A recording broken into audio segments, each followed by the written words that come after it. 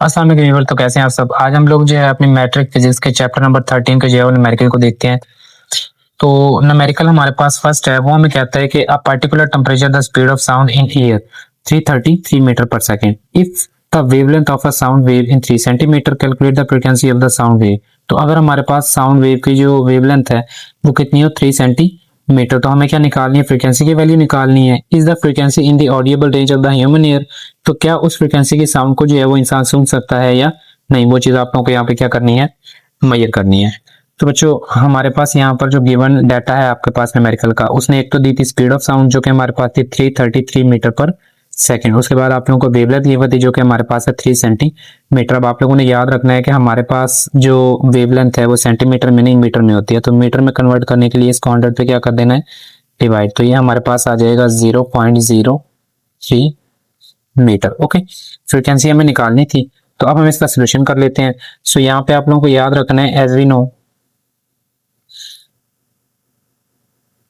हमने जो है वो स्पीड, फ्रीक्वेंसी और वेवलेंथ के दरमियान में एक फॉर्मूला स्टडी किया था, वो हमारे पास होता है v is equal to f and lambda. यहाँ से मुझे f चाहिए, लैम्डा इधर मल्टीप्लाई इधर आके डिवाइड हो जाएगा, तो हमारे पास f is equal to v divided by lambda. यहाँ पे बच्चों आप लोगों ने वैल्यूज पुट कर देनी है। स्पीड ऑफ साउंड की वैल्यू हमारे पास है 333 metre per second, 333 metre per second हमारे पास, ठीक है।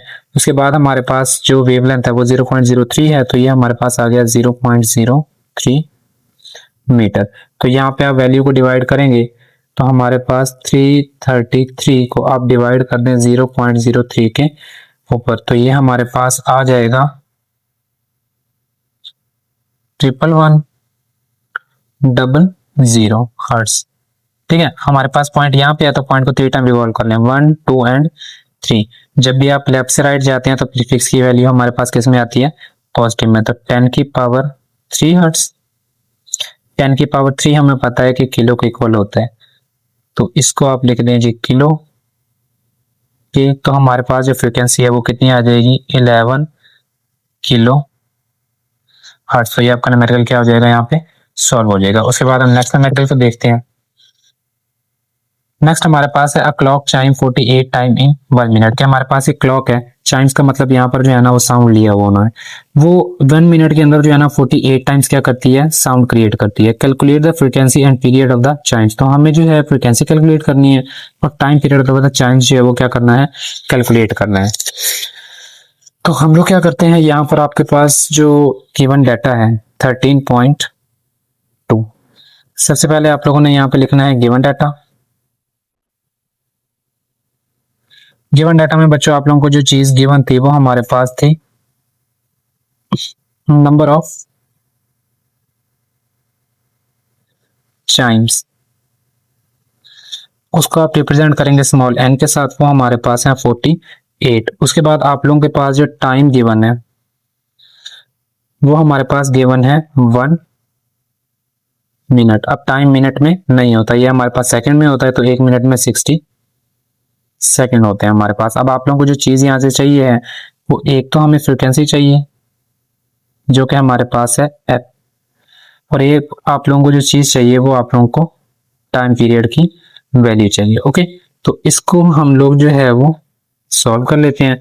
तो अगेन यहाँ पर जो फॉर्मूला आपके पास यूज होगा, हमारे पास जो फॉर्मूला यहाँ पे यूज करना है ना, फर्स्ट आपको फ्रीक्वेंसी निकालनी है, तो आपके पास जो फॉर्मूला है f is equal to n over t. Number of chimes को आप लोग किस पे डिवाइड कर दें, टाइम के ऊपर डिवाइड कर दें।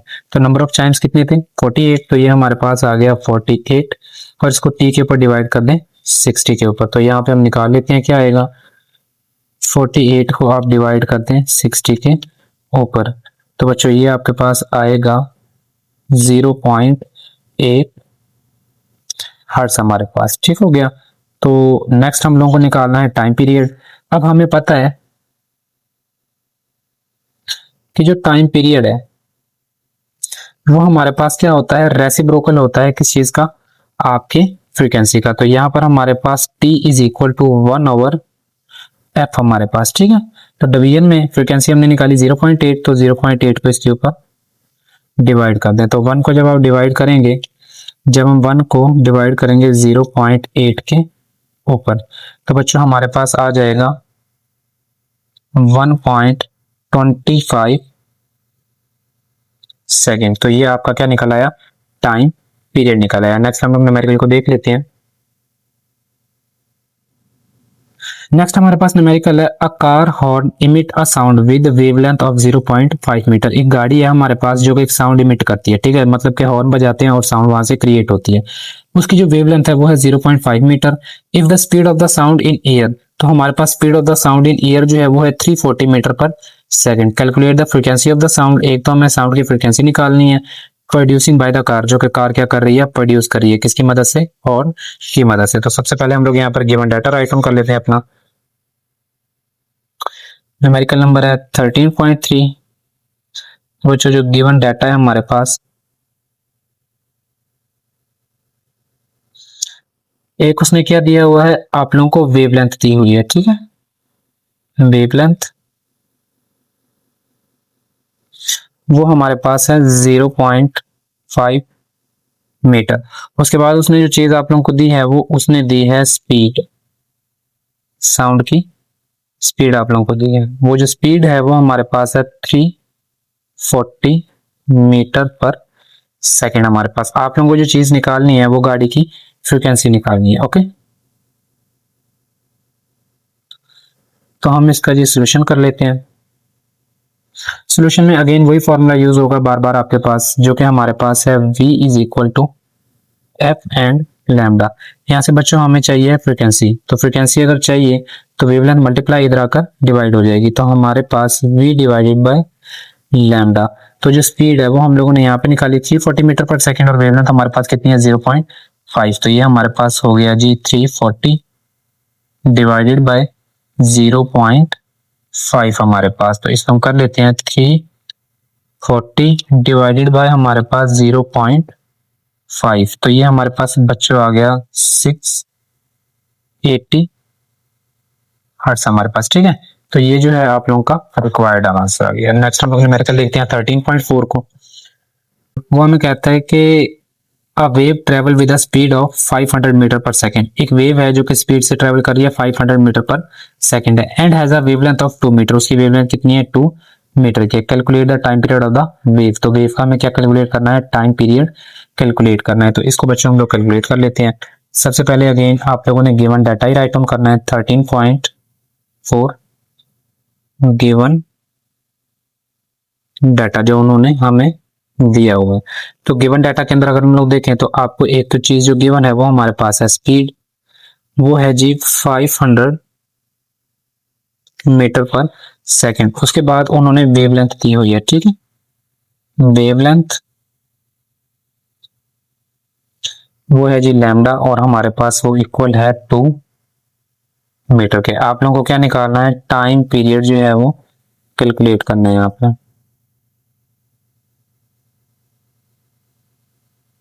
टी हम लोगों को फाइंड आउट करना है। तो यहाँ पर हमारे पास जो फॉर्मूला जो है वो यूज होगा, वो हमारे पास, इसका सोल्यूशन कर लेते हैं। लेकिन टाइम पीरियड के लिए मुझे क्या चाहिए, फ्रीक्वेंसी चाहिए, क्योंकि टाइम पीरियड जो है रेसिप्रोकल होता है फ्रीक्वेंसी का। तो सबसे पहले हमें क्या निकालनी है, फ्रीक्वेंसी। देन हम लोग जो है वो टाइम पीरियड की वैल्यू को कैलकुलेट कर सकते हैं। तो यहाँ पे आपने क्या करना है, सबसे पहले कैलकुलेट फ्रीक्वेंसी। सबसे पहले बच्चों आप फ्रीक्वेंसी निकालें, तो फ्रीक्वेंसी आप लोग निकालेंगे b is equal to f और लैम्डा के फॉर्मूला से। यहाँ से अगर आपको f चाहिए है तो वो हमारे पास क्या होगा, v डिवाइडेड बाय लैम्डा। अब यहाँ पे आपने क्या कर देनी है, वैल्यूज पुट। स्पीड की वैल्यू हमारे पास कितनी है 500 और वेवलेंथ कितनी है 2। तो आपने बच्चों क्या करना है, 500 को 2 के ऊपर डिवाइड कर देना है। जब इसको डिवाइड करेंगे तो ये हमारे पास आएगा 250 हर्ट्ज। ओके, यहाँ से हमने निकाल ली फ्रीक्वेंसी। अब हम टाइम पीरियड को जो है वो इजीली क्या कर सकते हैं, यहाँ पर मेजर कर सकते हैं। तो अब आपको निकालना था टाइम पीरियड। ओके, तो टाइम पीरियड के लिए आप लोगों ने क्या करना है, t is equal to 1 over f, ये फॉर्मूला यूज करना है। तो यहाँ पर आ गया 250 हमारे पास। अब हम 1 को जो है 250 के ऊपर डिवाइड कर लेते हैं।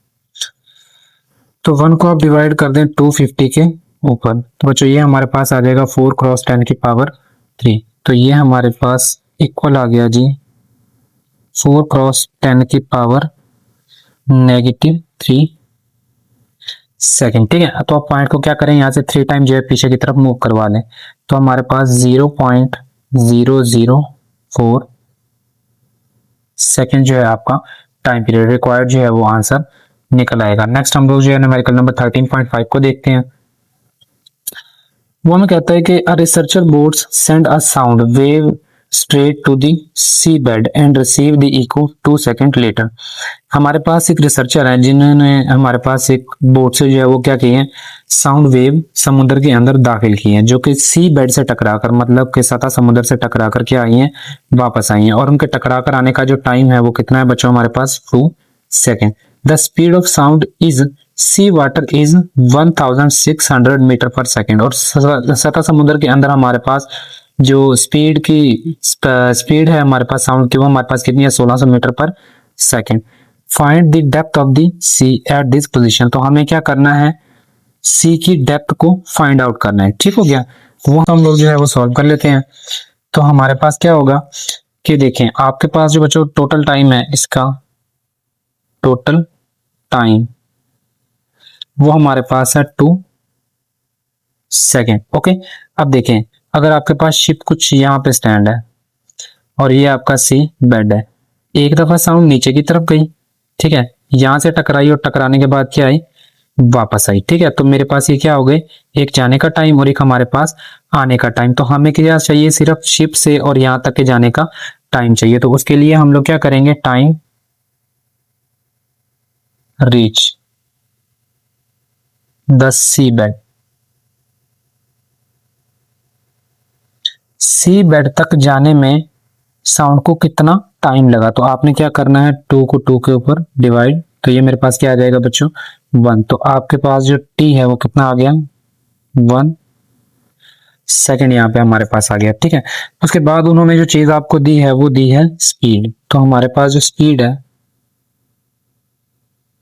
v, वो हमारे पास है 1600 मीटर पर सेकेंड। अब आप लोगों को जो चीज यहाँ पर फाइंड आउट करनी है वो हम लोगों को फाइंड आउट करना था सी बेड, मतलब कि आप लोगों को डिस्टेंस फाइंड आउट करना है यहाँ से और यहाँ तक का। तो आप लोगों को बेसिकली यहाँ पर डिस्टेंस फाइंड आउट करना है। Okay, D. तो इसका बच्चों आप सोल्यूशन कर लें। हमें डिस्टेंस का फॉर्मूला पता है कि वो हमारे पास क्या होता है, s is equal to v cross t. अब आप एस को वी ले लें चाहे डी, एस को जो है वो डी ले लें, वो आपकी मर्जी है जो आपको यहाँ पे लेना है।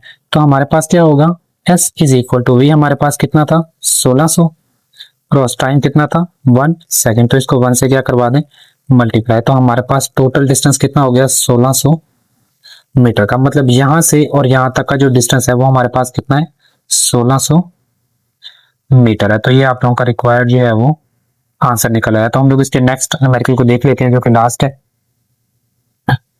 वो हमें कहता है कि a person clap his hands near a mountain. एक पर्सन है वो एक पहाड़ी के करीब अपने हाथों से क्या करता है, क्लैप करता है। And hear the echo after 6 second, और वो जो इको है, गूंज है, वो सुनता है 6 सेकंड के बाद। If the speed of the sound is 343 metre per second, अगर हमारे पास स्पीड ऑफ साउंड कितनी है 343 metre per second, what is the distance of the mountain from the person. तो हमें ये बताना है कि वो जो पर्सन है वो माउंटेन से कितनी दूरी पर स्टैंड है। ये चीज आप लोगों को क्या करनी है, कैलकुलेट करनी है। तो इसको हम लोग सॉल्व कर लेते हैं। सबसे पहला काम बच्चों जो आप लोगों ने करना है वो यहाँ पे राइट ऑन करना है गिवन डाटा 13.6 गिवन डाटा। ठीक है, अब देखें हमारे पास जो माउंटेन है सपोज कि वो यहाँ पे है, ठीक हो गया। एक पर्सन यहाँ पे खड़े होकर क्या करता है, क्लैप करता है। यहां से इसने क्या करना है, क्लैप।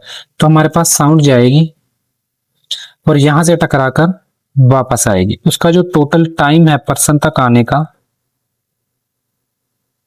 वो हमारे पास है 6 सेकेंड। ओके, 6 सेकेंड है। तो वो कहता है कि अगर मेरे पास इस स्पीड से, और जो स्पीड उसने दी है वो उसने गिवन दी है 343 मीटर पर सेकेंड। तो हमें कहता है कि हमें ये बताएं कि ये जो पर्सन है वो इस माउंटेन से कितने जो है वो फासले के ऊपर स्टैंड है। ये चीज आप लोग को क्या करनी है, फाइंड आउट। अभी देखें जो आपके पास टोटल टाइम है, अगेन वही फॉर्मूला यूज होगा, वो हमारे पास कितना है बच्चों 6 सेकेंड। 6 सेकेंड। अब हमें क्या करना है, time reach the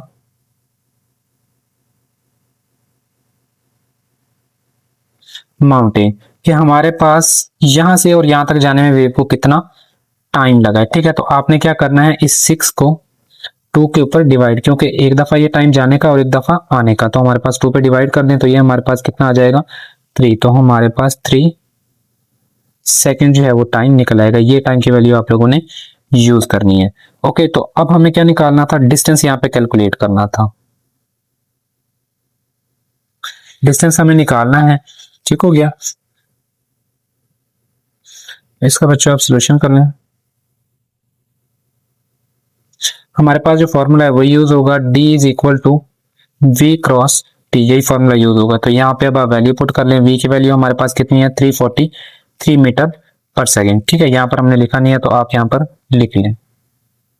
speed 343 metre per second, तो ये हमारे पास स्पीड है। तो हमारे पास आ गया 343 क्रॉस टाइम कितना है हमारे पास 3 सेकेंड, तो ये मेरे पास 3। तो हम क्या करते हैं 343 को 3 के साथ मल्टीप्लाई करवा देते हैं। 343 को आप मल्टीप्लाई करवा दें 3 के साथ, तो ये हमारे पास आ गया 1029। ठीक है, तो ये हमारे पास आएगा 1029 मीटर। तो ये जो पर्सन है वो हमारे पास इस माउंटेन से 1029 मीटर की दूरी के ऊपर है। तो यहाँ पे आपके न्यूमेरिकल जो है वो बाइंड अप हो जाते हैं। उम्मीद है आपको न्यूमेरिकल जो है वो समझ आएगा।